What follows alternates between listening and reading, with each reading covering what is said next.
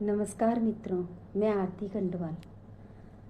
मैं बहुत साल पहले जब मैं कॉलेज में थी तब की बात है कि जब फेयर एंड लवली आई थी क्रीम, और बहुत उसका क्रेज़ था सभी में और बहुत अच्छी चली थी और बहुत अच्छी क्रीम भी थी। फिर उसके बाद बहुत समय बाद कुछ सालों बाद, तो अभी करीब मेरे ख्याल से 5-6 साल पहले ही इस पर रोक लगा दी गई थी इसके नाम की वजह से, कि इसका नाम बदलने के लिए उन्होंने कहा था कि इसका नाम सही नहीं है, क्योंकि लोगों में इससे ये होता है कि हम इसमें काले गोरे का भेद हो जाता है, इसलिए उन्होंने फेयर एंड लवली से फेयर हटवा दिया था और उसका नाम ग्लो एंड लवली पड़ा था। और अभी मैं देख रही हूँ कि आजकल सोशल मीडिया में इतनी सारी वीडियो डालते हैं लोग, और बहुत से उसमें चिकित्सक भी हैं, आयुर्वेदिक चिकित्सक मैं देखती हूँ, और उनका टाइटल हमेशा ये होता है कि इससे त्वचा गोरी होगी और ग्लास जैसी स्किन होगी और बहुत सुंदर हो जाएगी त्वचा। तो उन्होंने हमेशा, जहाँ तक मैं बहुत सारी वीडियो को देखती हूँ, उसमें गोरापन ही लिखा रहता है इन्होंने कि गोरी हो जाएगी त्वचा। अब मैं ये कहती हूँ, क्या गोरा होना ही सुंदरता का पर्याय है, या किसी भी रंग में एक अलग आकर्षित करने वाला जो त्वचा की चमक होती है वही सुंदरता है। गुणों से निखर कर आती है चेहरे पर सुंदरता।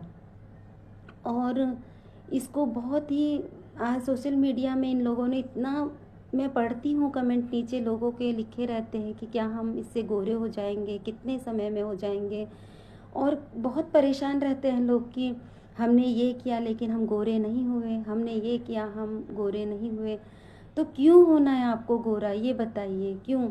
भगवान ने रंग दिए हैं, हर रंग की एक अलग अलग परिभाषा है, अलग सौंदर्य है, अलग उसकी एक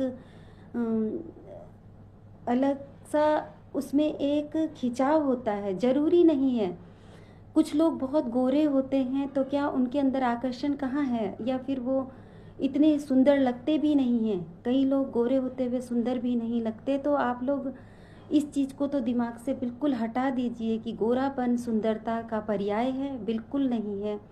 आप लोगों का जो व्यवहार है, आपके अंदर की जो सुंदरता है, जब आपका दिल सुंदर होता है तो वो चेहरे पर निखर कर आता है। और मैं देखती हूँ बहुत खूबसूरत अभिनेत्रियाँ जो काले रंग की भी होती हैं, कितनी सुंदर लगती हैं वो।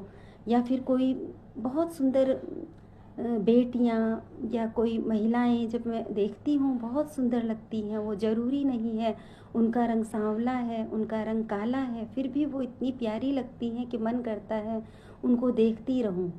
और बहुत ही खूबसूरत लगती हैं। उनकी बात करने का ढंग, उनके विचार, उनका व्यवहार, वो सब मुझे इतना आकर्षित करता है और मुझे बहुत अच्छी लगती हैं ऐसी महिलाएं, चाहे उनका रंग जो भी हो।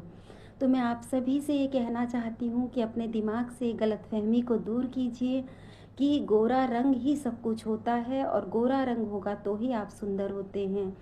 अरे सोचिए, भगवान की कौन सी रचना बदसूरत होती है? कोई भी नहीं। बदसूरत तो आदमी अपने व्यवहार से होता है, अपनी भावनाओं से होता है, जो उसके अंदर ये एक दूसरे के प्रति जेलिसी, ईर्ष्या, द्वेष ये पनपता है, इसकी वजह से आदमी बदसूरत होता है, और अपनी अच्छी भावनाओं की वजह से आदमी खूबसूरत होता है। तो इसलिए ये सब अपने अंदर से निकाल दीजिए। और मैं यही विनती करती हूँ सोशल मीडिया में कुछ लोगों से, लोग जो डालते हैं उनकी बात कोई नहीं, आम लोग डाल रहे हैं उनकी बात तो अलग है, क्योंकि उनको कोई ज़्यादा जानता नहीं है। लेकिन जो लोग बहुत अच्छे कोई चिकित्सक हैं, आयुर्वेदिक चिकित्सक हैं, या कोई भी बहुत अच्छी ये जो होम रेमेडी देती हैं ये महिलाएं बहुत अच्छी भी हैं बहुत सारी। तो अगर ये इस तरह से, लेकिन इनसे मैं एक विनती करती हूँ कि ये सब लिखना छोड़ दीजिए कि आप इतने दिनों में गोरे हो जाएंगे, आप इतने दिनों में निखार आएगा गोरेपन का और आप सुंदर हो जाएंगे। आप उनसे ये कहिए कि आपका जो रंग है उसमें हम निखार लाएंगे, चाहे वो सांवला रंग है उसमें निखार लाएंगे, गोरा रंग है उसमें निखार लाएंगे, या फिर जो काला रंग है उसमें निखार लाएंगे, क्योंकि भगवान की कोई रचनाएं कभी गलत नहीं होती और भगवान ने बनाया है तो सभी खूबसूरत है। इसी कामना के साथ मैं आरती खंडवाल, धन्यवाद, नमस्कार।